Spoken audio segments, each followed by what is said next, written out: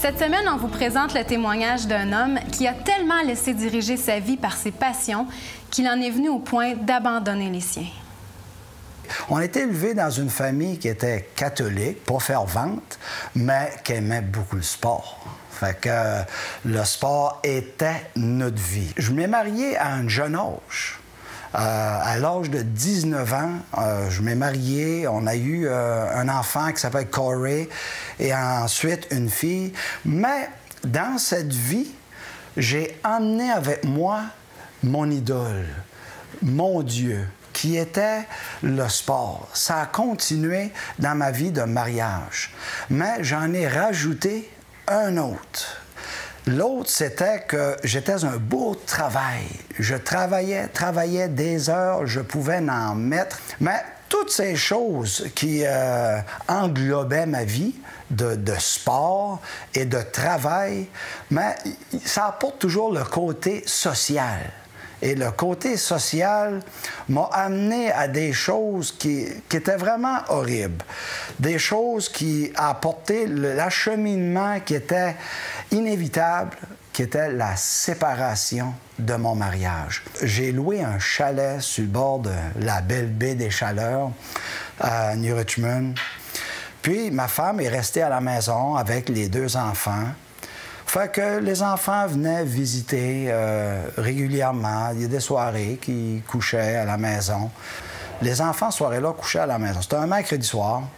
Puis là, j'avais juste une chambre à coucher. Puis mon garçon, 8 ans, ma fille avait 1 an et demi à peu près. Là, on était tous dans le lit, prêts à aller se coucher, puis à tomber à dormir. Mon garçon dit, papa, il dit, tu devrais nous lire une histoire avant de se coucher. J'ai dit, Corey, j'ai dit... Tu sais que papa lit pas beaucoup. Je lis le sport dans le Journal de Québec. C'était mon journal pour le sport. Fait qu'à part de ça, j'ai pas grand-chose de pouvoir lire. Mon garçon, il dit, t'as-tu pas une Bible? Là, ça me vient par la tête tout d'un coup. Oui, une Bible qui m'avait été donnée par un chrétien peut-être 1 an avant. J'ai dit, mais là, où qu'elle est? Il dit, elle n'est pas dans ta valise.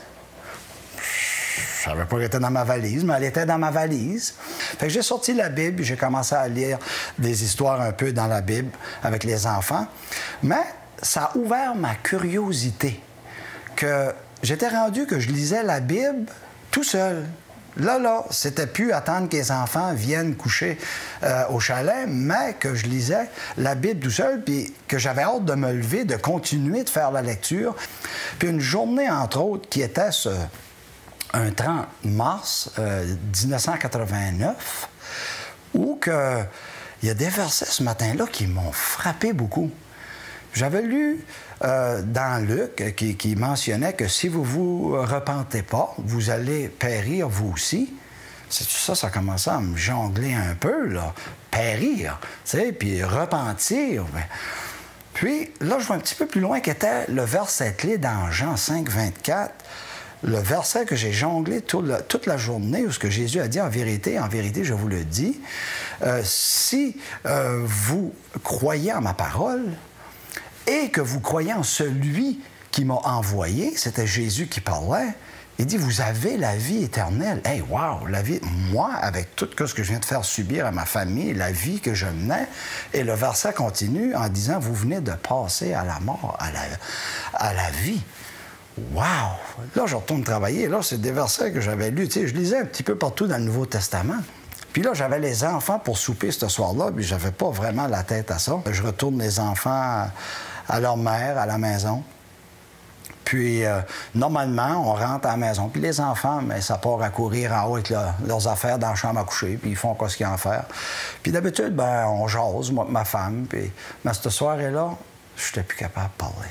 Là, toute la journée, j'avais ces versets dans la tête. Là, ça faisait déjà un bon bout que je lisais dans le Nouveau Testament. Là, je parlais plus. C'est pas trop dans ma nature de pas parler, de manquer de mots. Ça fait que là, je regardais ma femme qui, à ce point-là, était rendue à 80 livres. À 80 livres, je pouvais voir ce que mon péché avait fait à ma femme. Puis, toutes les fois que j'en parle, c'est Puis elle me regarde tout d'un coup, moi qui étais là, dans le silence, puis elle me regarde. Elle dit, « Daniel, tu sais ce que tu as à faire. » Là, à ce point-là, elle savait que je lisais la Bible. Puis j'ai pas répondu. Elle m'a pris la main. Puis on s'en était dans notre chambre à coucher, puis on s'est agenouillés au pied du lit. Oh, que j'ai versé mon cœur. Et j'ai demandé au Seigneur pardon du pécheur que j'étais. J'ai déchargé tout ce que j'avais sur le cœur, et tout ce temps-là, ma femme me tenait la main. Puis je sentais sa main serrer la mienne des fois. Comment longtemps qu'on était là, je ne sais pas.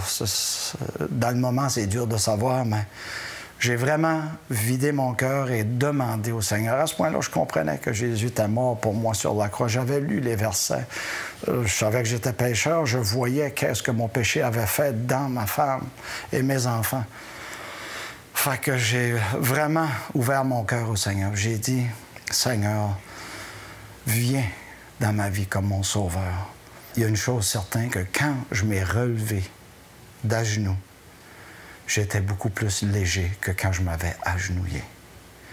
Et le verset 24 de Jean 5, où que Jésus a dit que si vous croyez en ma parole et que vous croyez en celui qui m'a envoyé, vous avez la vie éternelle et que vous venez de passer de la mort à la vie.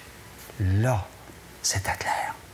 Là, j'ai vraiment compris que maintenant, là, j'ai plus cette mort spirituelle. Cette nouvelle vie que je vis depuis 22 ans, qu'on vit ensemble, heureux, dans le Seigneur, et de servir le Seigneur ensemble, et de goûter cet amour céleste, et de vivre une vie de couple dans le Seigneur qui est merveilleux.